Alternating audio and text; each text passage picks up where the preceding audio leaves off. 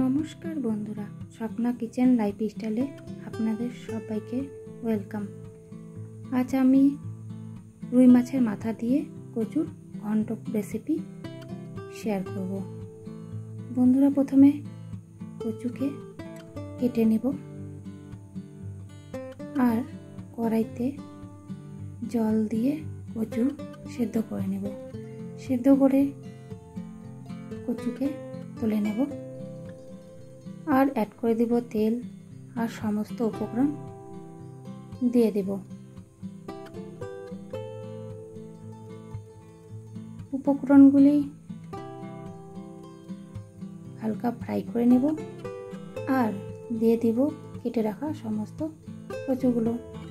আর নিয়ে নেব রসুন আর লঙ্কা বাটা, জিরে গুঁড়ো, হলুদ গুঁড়ো, লবণ। ভালোভাবে নাড়াচাড়া করে নেব আর এতে অ্যাড করে দিব জল আর অ্যাড করে দিচ্ছি রুই মাছের মাথা। ভালোভাবে নাড়াচাড়া করে নেব। বন্ধুরা, দেখুন কত সুন্দর রান্না হয়ে গেছে। আর এই রেসিপিটি গরম গরম ভাতের সাথে খেতে খুব দারুণ দুর্দান্ত লাগে।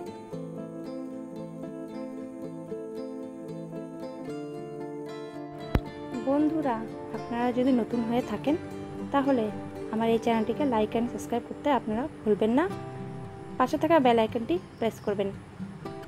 নমস্কার বন্ধুরা, টাটা।